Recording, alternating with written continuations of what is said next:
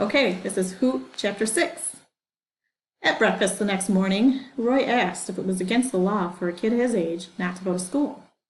His mother said, "Well, I'm not sure if it's an actual law, but—" "Oh, yes, it is," his father cut in. "Truancy is what it's called." "Can they put you in jail?" Roy asked. "Usually they just put you back in school," Mr. Eberhart said. Half jokingly, he added, "You weren't thinking of dropping out, were you?" Roy said, "No, school was all right." "I bet I know what this is about," Mrs. Eberhart said. "You're worried about bumping into that Matherson boy again. See, didn't I tell you the apology letter was too assertive?" "The letter was just fine," Roy's father said, spreading open the newspaper. "If it was just fine, then why is Roy so scared? Why is he talking about dropping out of school?" "I'm not scared," Roy said, "and I don't want to drop out of Trace Middle. It's just—" His mother eyed him. "What?" "Nothing, Mom." Roy decided not to tell his parents about his encounter with Mullet Fingers, the running boy. Being in law enforcement, Roy's father probably was required to report all crimes, even truancy. Roy didn't want to get the kid in trouble. "Listen to this," Mr. Eberhart said, and began reading aloud from the newspaper. A Coconut Cove police cruiser was vandalized early Monday morning while parked at a construction site on East Oriole Avenue. The officer had fallen asleep inside the car at the time, according to a police spokesperson. "Can you believe that?" Roy's mother chuckled. "Sleeping on duty? That's disgraceful. They should fire that fellow." Roy thought the story was pretty amusing. "It gets better," his father said. "Listen. The incident happened shortly before sunrise, when an unknown prankster sneaked up to the patrol car, a 2001 Crown Victoria, and spray-painted the windows with black paint." Roy, who had a mouthful of Raisin Bran, burst out laughing. Milk dribbled down his chin. Mr. Eberhart was also smiling as he continued.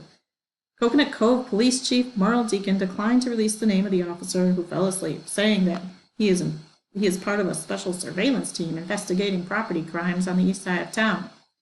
Deacon said the officer has recently been ill with the flu and had been given medication that made him drowsy. Roy's father looked up from the article. "Medication, huh? What else does the story say?" Mrs. Eberhart asked. "Let's see. It says this was the third suspicious incident within a week at this location, which is the future home of Mother Paula's All-American Pancake House." Roy's mother brightened. "We're getting a Mother Paula's here in Coconut Cove? That'll be nice." Roy swabbed a napkin across his chin. "Dad, what else happened out there?" "I was wondering the same thing." Mr. Eberhart skimmed the rest of the article. "Here it is. Last Monday, unknown intruders uprooted survey stakes from the property. 4 days later, vandals entered the site and placed live alligators in 3 portable toilets. According to police, the reptiles were captured unharmed and later released into a nearby canal. No arrests have been made." Mrs. Eberhart rose and started clearing the breakfast dishes. "Alligators," she said. "Good heavens, what next?" Mr. Eberhart folded the paper and tossed it on the kitchen counter. "This is turning out to be an interesting little town after all, isn't it, Roy?" Roy picked up the newspaper to see for himself. East Oriole Avenue sounded familiar. As he read the story, Roy remembered where he'd seen that street sign. Beatrice Leap's bus stop. The place he had first spotted the running boy was on West Oriole Avenue, just the other side of the main highway. "The article doesn't say how big those gators were," Roy remarked. His father chuckled. "I don't think it's important, son. I think it's the thought that counts." The police captain said, "I've read your report, David. Is there anything else you'd like to add?" Officer Delinko shook his head. His hands were folded on his lap. What could he say? His sergeant spoke up. "David understands how serious this is." "Embarrassing is the word," the captain said. "The chief has been sharing some of the emails and phone messages with me. It's not pretty. Did you see the newspaper?" Officer Delinko nodded. He had read and reread the article a dozen times. Each time it made his stomach churn. "You probably noticed that your name wasn't mentioned," the captain said. "That's because we refused to release it to the media." "Yes, thank you," Officer Delinko said. "I'm very sorry about all this, sir." "And you read Chief Deacon's explanation for what happened? I assume you're comfortable with that."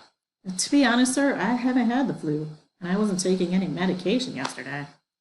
"David," the sergeant cut in, "if the chief says you were taking flu medicine, you were definitely taking flu medicine.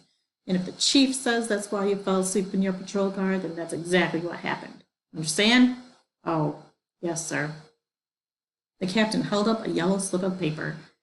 This is a bill from the Ford dealership for $410. They got that black paint off your windows, so that's the good news. Took them all day, but they did it.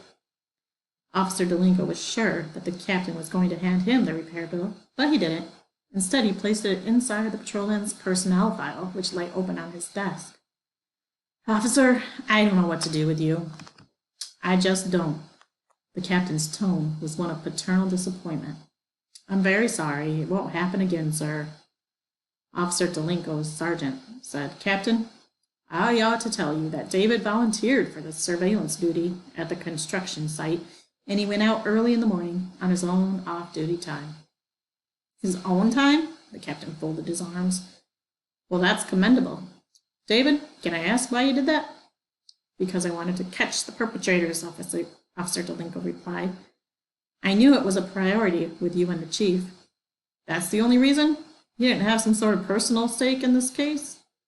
I do now, thought Officer Delinko, now that they've made a fool of me. No, sir. The captain turned his attention toward the sergeant. Well, there's got to be some type of punishment, whether we like it or not. The chief's taking too much grief over this. I agree, the sergeant said. Officer Delinko's heart sank.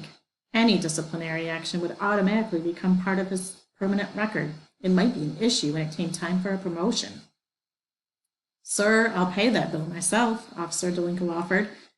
$410 was a serious chunk of his paycheck, but keeping his record spotless was worth every penny.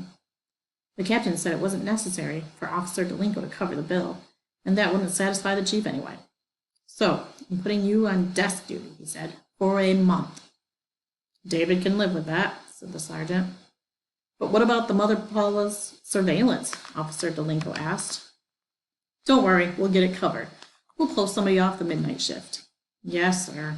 Officer Delinko was depressed at the idea of being stuck behind a desk, doing nothing for a whole boring month. Still, it was better than being suspended. The only thing worse than sitting at headquarters would be sitting at home. The captain stood up, which meant the meeting was over. He said, David, if anything like this ever happens again, it won't, I promise. Next time, you're definitely going to see your name in the newspaper. Yes, sir. Under a headline that says, Officer Terminated. Is that clear? Officer Delinko cringed inwardly. I understand, sir, he said quietly to the captain.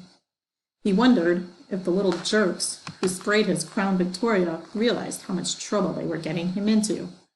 My whole career is in jeopardy, Officer Delinko thought angrily, all because of some smart-ass juvenile delinquents.